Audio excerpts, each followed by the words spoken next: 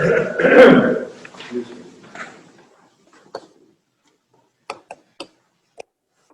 Early on in the pandemic,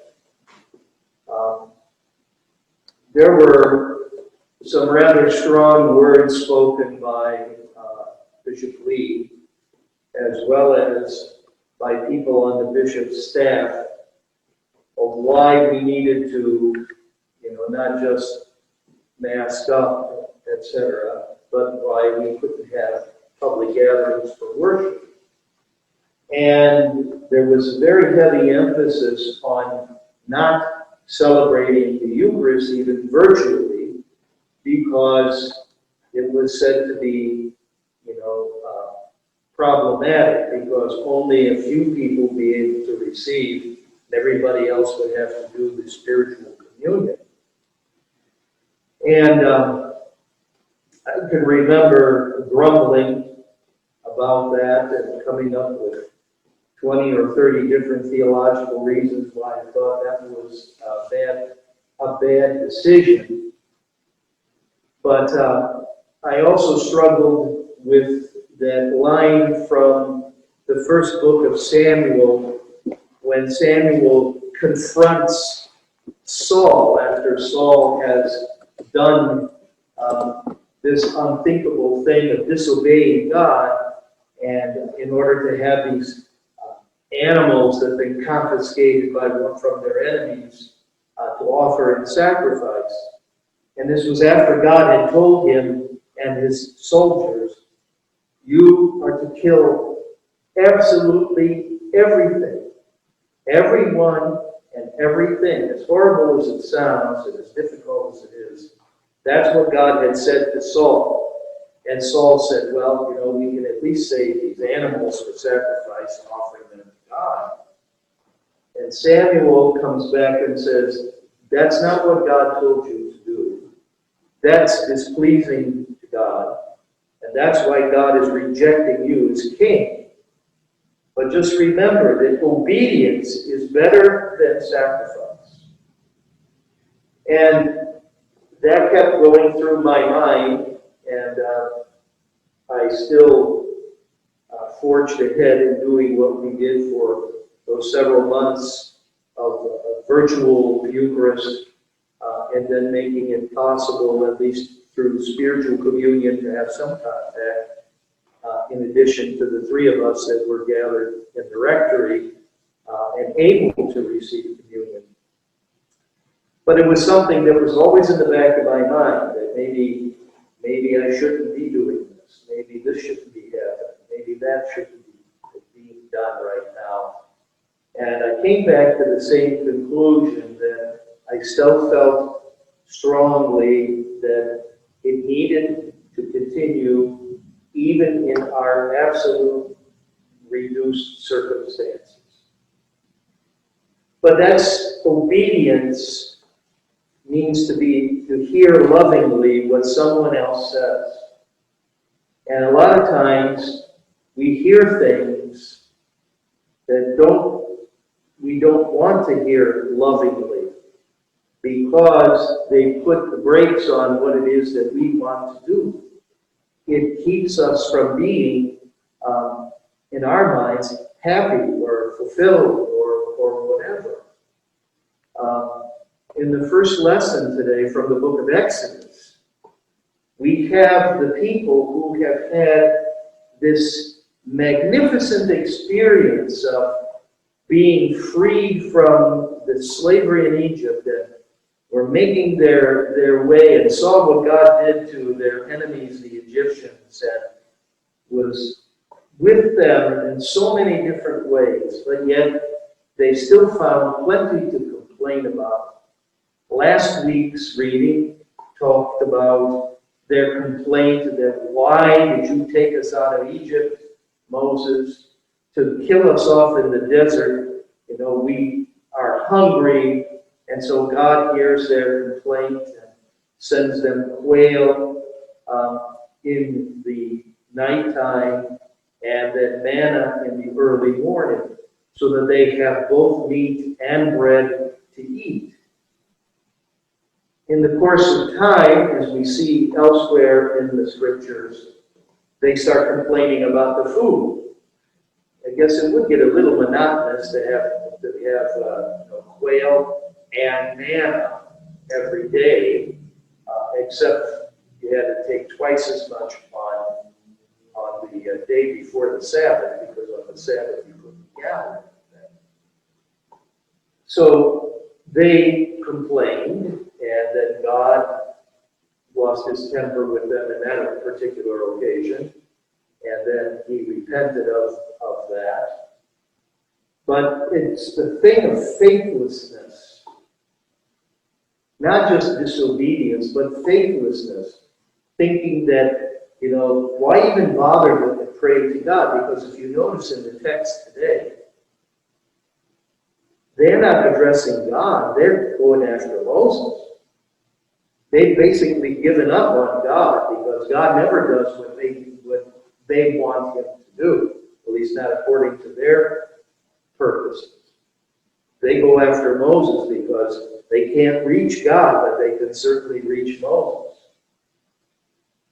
And that's why Moses reacts the way he does. What do you, God, you got to do something, because they're going to stone me.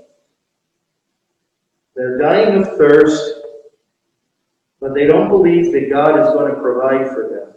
And then God does, once again, provide for them.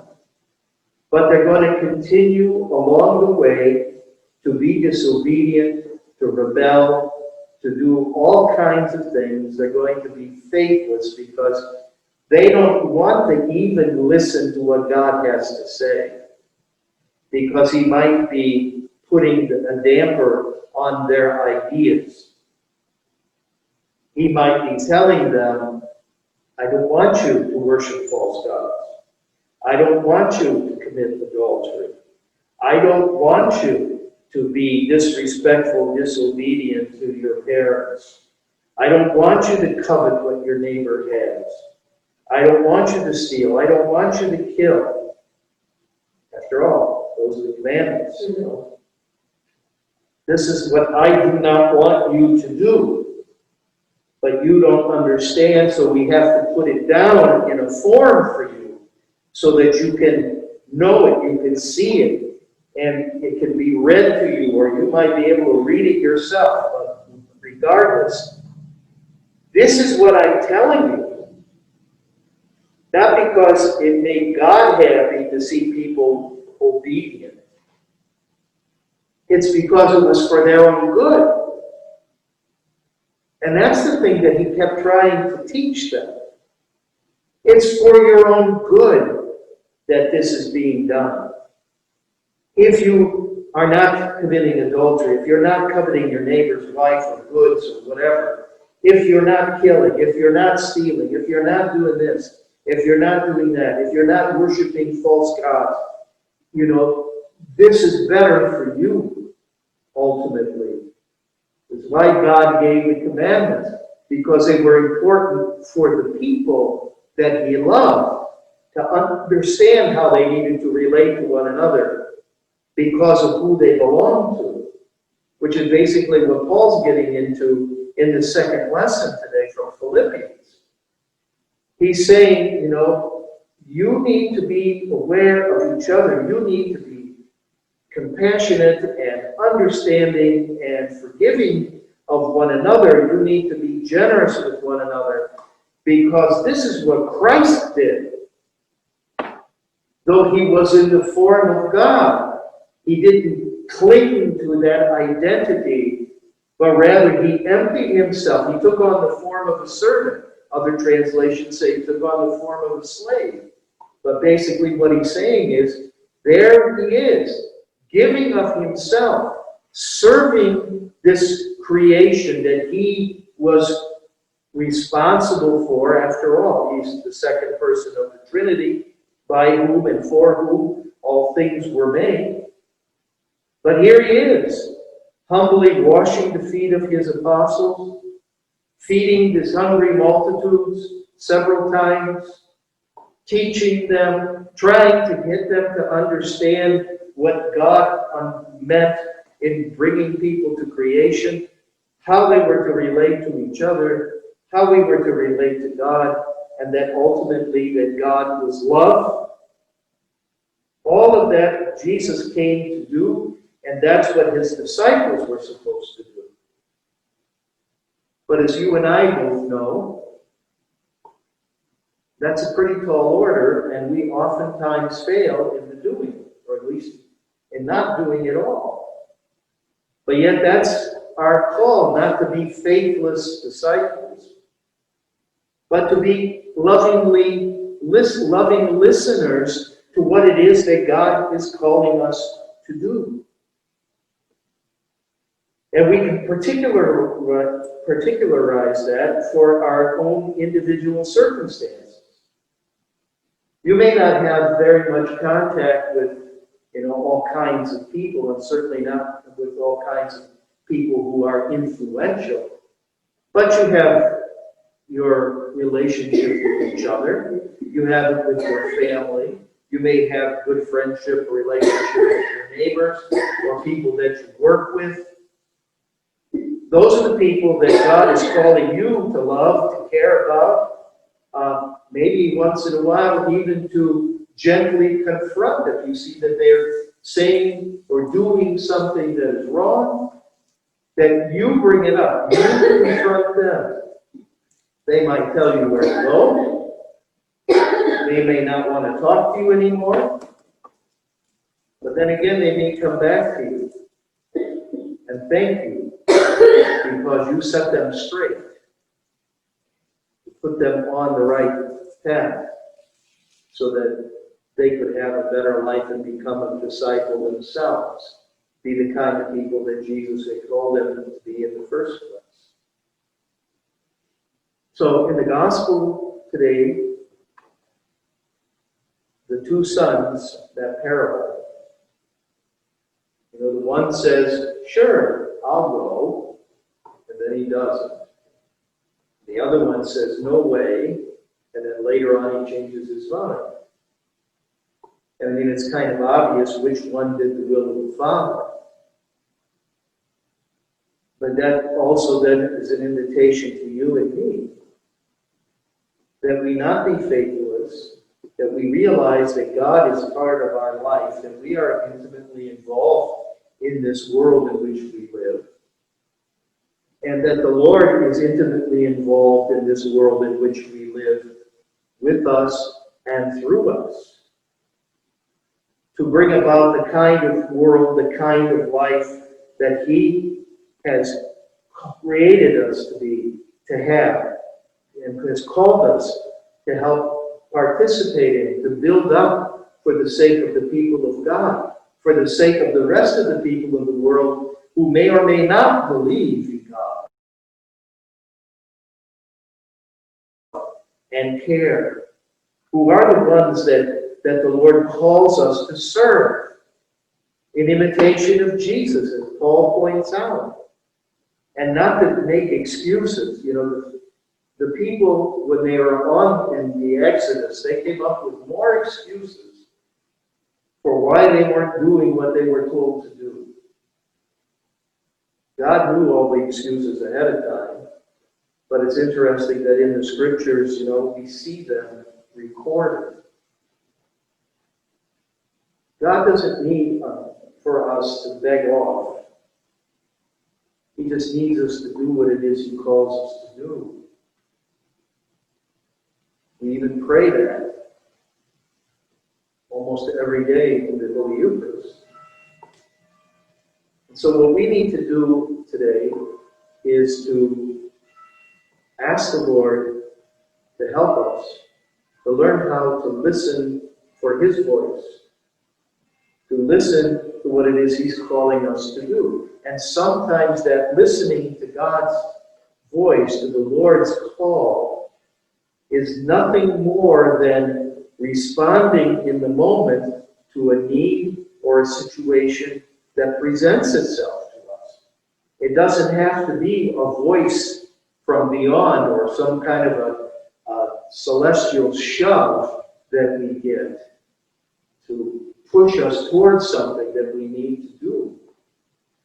It may just be that, my wife is hurting right now, and even though I have other things that are on my mind, I need to take care of that need now. That's what God is saying to me.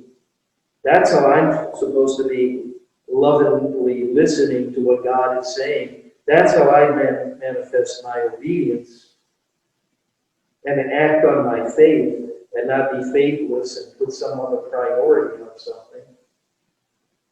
Or this person that I spend time with is spending most of her time downing everybody who disagrees with her. And she becomes very difficult to deal with because of this negativity that continues to spew forth.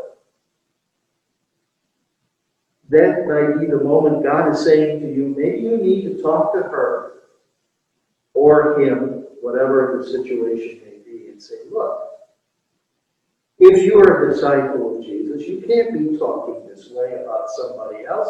You can't be talking about this group of people this way, especially if you mean it.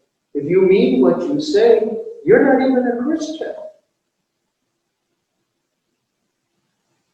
And I guess one of the reasons I'm focusing on that kind of stuff is because of all the acrimony going through the airwaves or on whatever screen you're watching, whether it's on your phone or a tablet or an iPad or a television. In the next couple of weeks, it's going to be just absolutely horrible.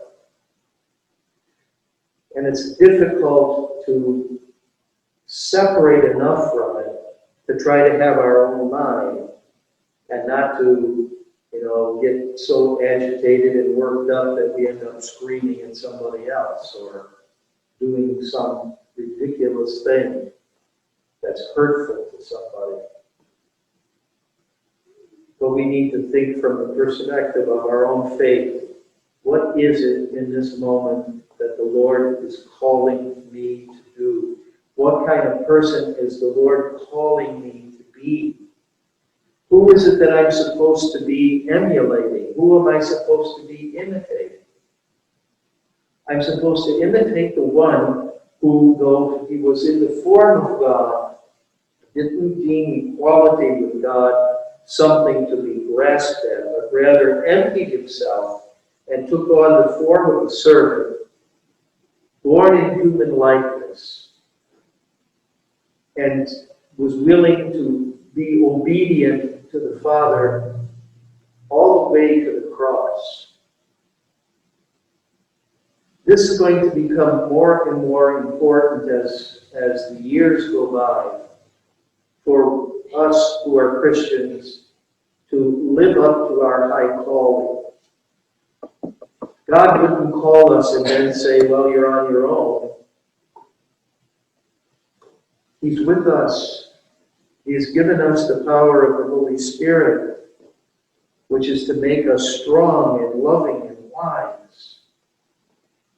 He feeds us with himself, with his body and blood, to remind us of who we are and who we belong to, and with the kind of life that we are to live. And it's not just for our own personal security or later entering the kingdom of God. It's that, but it's all the rest too.